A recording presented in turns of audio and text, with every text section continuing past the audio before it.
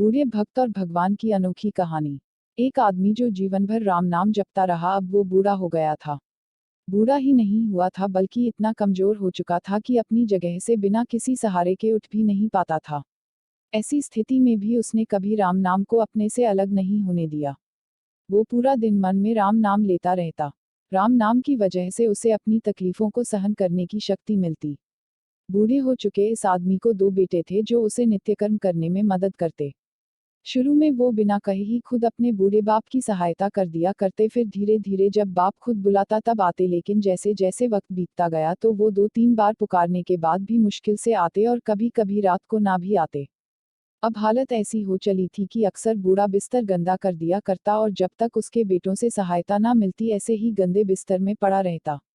बुढ़ापा बढ़ता जा रहा था, उसकी नजरें कमजोर हो चुकी थी। इतनी बदहाली में भी उस आदमी ने राम नाम का साथ नहीं छोड़ा था। एक बार बूढ़े को नित्यक्रम करना था। उसने आवाज लगाई और अगले ही पल किसी ने उसका हाथ बड़ी कोमलता से पकड़ा और उसे नित्यक्रम करवाकर उसके बिस्तर पर लिटा दिया। यह अब रोजाना होने लगा, जब भी बूढ़ा आवाज देता अगले ही पल उसकी मदद करने के लिए कोई आता और उसे उसके सारे काम कराकर वहां से चला जाता। नजर कमजोर हो चुकी थी देखकर बूढ़ा उसे पहचान नहीं पाता था, लेकिन बूढ़ा जानता था कि यह उसके बेटे नहीं हो सकते और वह स्पर्श भी उनके बेटों का नहीं था। एक दिन जब बूढ़े आदमी ने अपने नित्य क्रिया करने के लिए अपने बेटों से मदद मांगी तब अगले ही पल उसे फिर से वही मुलायम वाला स्पर्श महसूस हुआ। सारा काम खत्म करने के बाद बूढ़े आदमी ने उस व्यक्ति का हाथ पकड़ लिया और उससे पूछा, सच सच बताओ, आखिर तुम हो कौन? तुम मेरे बेटे तो नहीं हो सकते।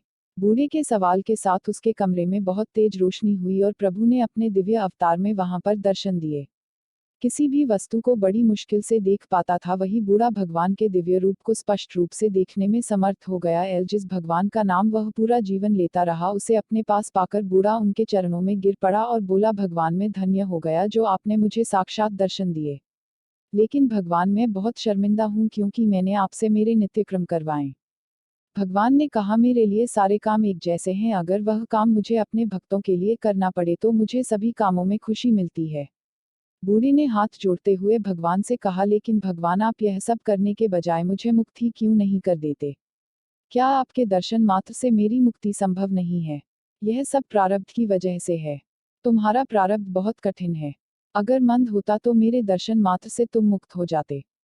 मैं चाहूं तो तुम्हें अभी मुक्त कर सकता हूं, लेकिन फिर अगले जन्म में तुम्हें प्रारब्ध को भोगने के लिए आना पड़ेगा, इसलिए मैं तुम्हें खुद तुम्हारा प्रारब्ध काटकर मुक्त करवाने के लिए सहायता कर रहा हूं।